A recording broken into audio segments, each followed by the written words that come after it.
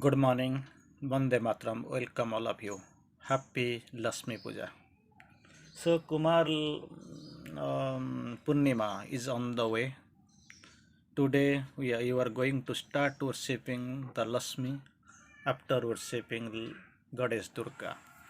So Durga is cast away and Lakshmi Puja commences today. This is a very auspicious day. But thing is that you can find clouds all around.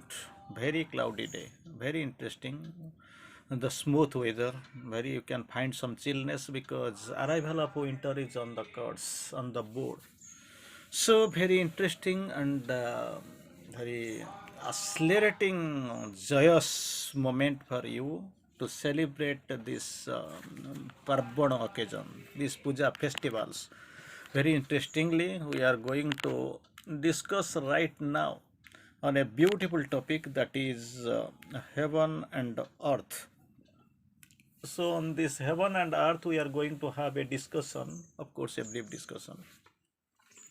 And everything we will discuss from Sri Aurobindo. Sri Aurobindo quotes nicely, very interestingly, Sri Aurobindo quotes, heaven we have possessed, but not the earth.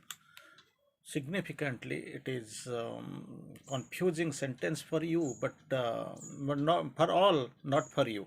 I am sorry, not for you, but for the rest of the world. We are staying on the earth. This is a world we keep staying. But still in the course we have not possessed it. That is the problem.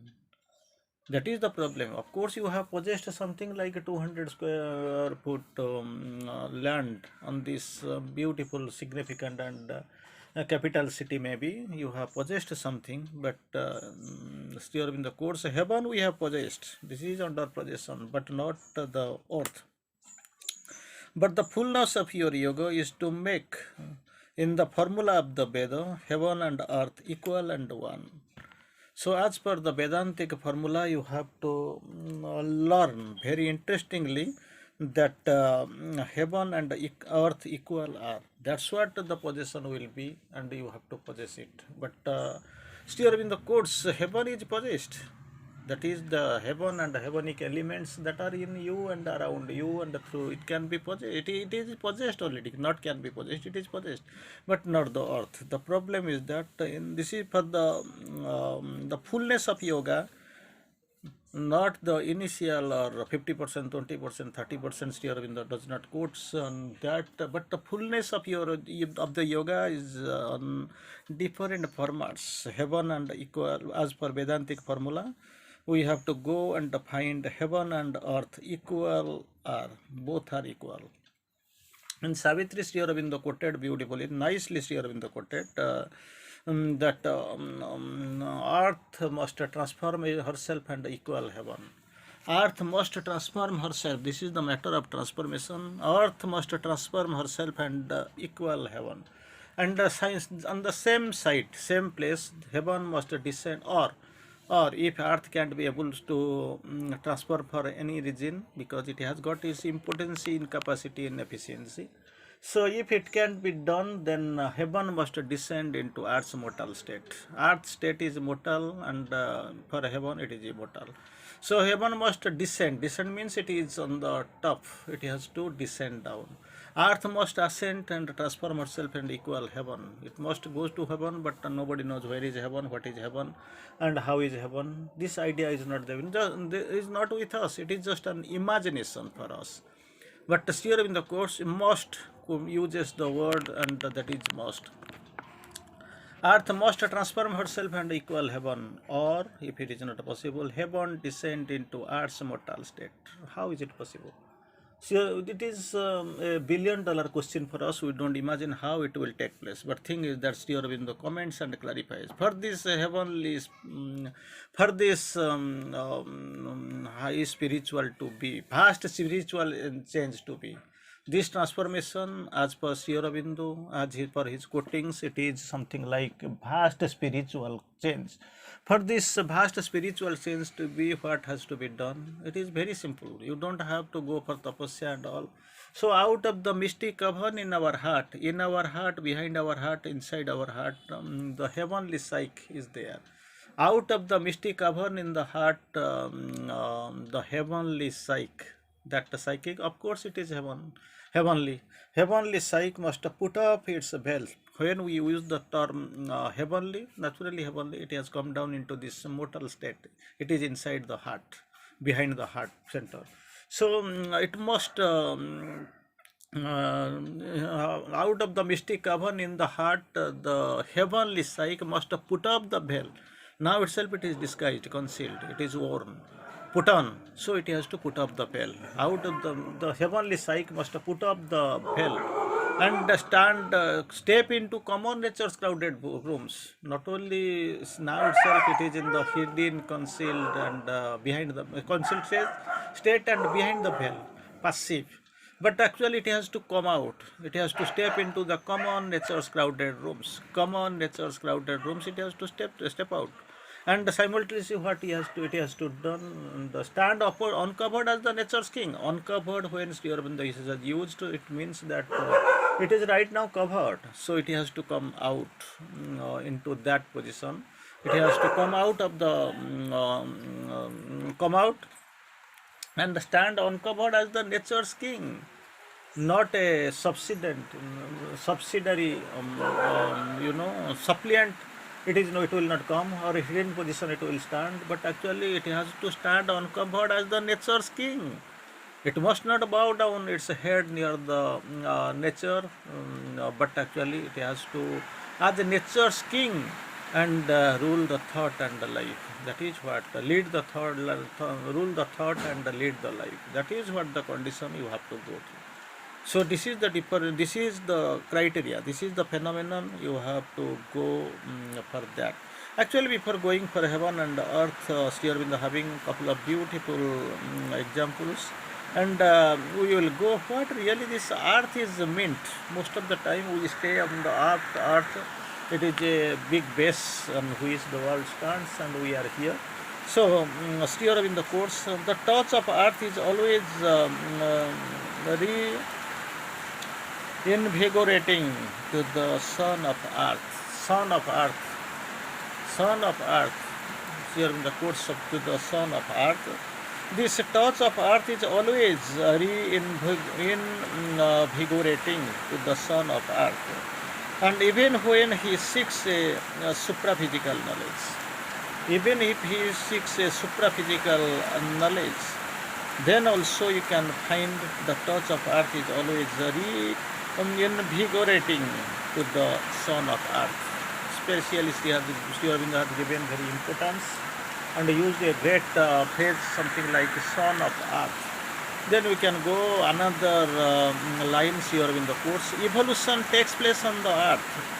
Evolution takes place on the earth, and therefore the earth is the proper field for progression. Evolution starts here. This is the prepared field. This is the chosen field. So this actually this evolution is taking place on this earth, and for this there is possibility. Proper field of progression it is there, and this earth is the chosen place for the mightiest souls. For the mightiest souls, it is the chosen place. Earth is the heroic souls battlefield. Ordinary souls they can't survive, but for the so far this heroism is concerned, heroic souls are concerned, it is the heroic souls a battlefield. They don't live fearing the results or the scenario which has been witnessed in this earthly scenario. So again, we will go little bit towards heavens. We can find the heavens, how it is described by Sri Aurobindo. In so far this human consciousness is concerned, you can find people are willing for, longing for, means they have got the big anxiety to go and touch the heaven. But what these heavens are really, Sri Aurobindo quotes, the heavens beyond our are great and wonderful. We find, we feel, we are sure, we have taken it for granted. This is in our imagination or in our thought we have taken that heavens are existing somewhere beyond. Nobody knows where it is. Where it is. but we know Suragyaha, Naragyaha. That is in your soul's consciousness. Heaven and hell exist in the soul's consciousness, not in the human consciousness, but in the soul's consciousness. If you are very much particular and very much nearer to soul, you can find that. So heavens beyond, not only one heavens here, Aurobindo uses the plural. So heavens beyond are great and wonderful, but greater and more wonderful. Greater and more wonderful are the heavens within you. Sorogya, Norogya, you don't have to go and find somewhere else. It is somewhere 1 trillion kilometers from the earth's surface. Heaven is here, inside you, around you, you can find. They are greater and more wonderful heavens within you. And already if you are that much consistent in analyzing the things, heavens beyond the heavens are there. They are great and wonderful. It is up to our imagination, our thinking. Of course, we have not beheld, but we imagine, we have heard of, and we have listened to the descriptions. They are great and wonderful, but greater and more wonderful are the heavens within you, within you. So next, they are awaiting for you. They are outing for you, for people who are really interested in taking care of those Mali, those Udyan Rakshakas. They are taking care of this this garden, divine garden.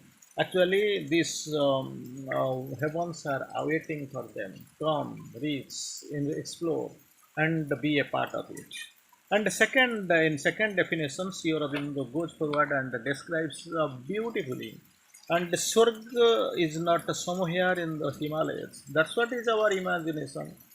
Um, we imagine and we keep up, we speak like anything that it is in the Kailas, Vaikuntha, Himalayas, or somewhere in the Vatican City, somewhere in Makkah, Madura, somewhere in Ajodhya, or somewhere in Pondicherry we have seen. Naturally, it is there, their presence is there. Here also you can find within you, around you, it is actually surrounding you. Swarg is not somewhere else in the Himalayas. It is another world in the another plane of consciousness and the substance. Another world. Here, like we are staying in this world, it is like this. It is another world in the another plane of consciousness and substance. Another plane of consciousness and the substance here. This is existing in the other way, like on an other world, in an another plane, in another plane in world, in another plane of consciousness. And Sri Aurobindo puts forward a little bit ahead and explains what is really this heaven and the earth. Heaven and earth. The beautiful, spontaneously Sri Aurobindo describes our higher, our Father Heaven. Very interesting. Our Father Heaven, Mother Earth. Mother Earth we have known, but Father Heaven we know, but occasionally use that term. Our Father Heaven will must remain bright with the hope of deliverance. They must remain bright in order with the hope of deliverance. They have to deliver. So they must be bright. And of course, must be our Father. Our Father Heaven must remain bright with the hope of deliverance, but also our Mother Earth. When Father is the heaven and the Mother is the earth, most of the time we have also seen then spring the ardent lover spring coming to embrace took the earth bride in its eager clasp. So there also you have seen some spring, that the season it is coming, and for spring this earth is getting decorated. That is also imaginary terms, and it is a description of nature. But here we find Father Heaven and Mother Earth. Mother Earth must not feel herself forever accursed. Forever accursed, it must not feel. There must be a very suitable feeling for the Mother Earth. Heaven must remain bright with the hope of deliverance and simultaneously, but also our Mother Earth must not feel herself forever accursed. And towards the end, Sri Aurobindo quotes beautifully. Heaven we have possessed, but not the earth. Already we have quoted to little bit we have seen. that heaven we have possessed, but not on earth. Earth is yet to be possessed, but heaven is we have possessed. The fullness of the yoga is to make in the formula of the Veda, heaven and the earth equal are. So both have to be equal. Already we have quoted, in Sri Aurobindo's Savitri, earth must transform yourself and equal heaven, or equal heaven descend into earth's mortal state. Finally, heaven and hell exist only in the soul's consciousness. Vande Mataram.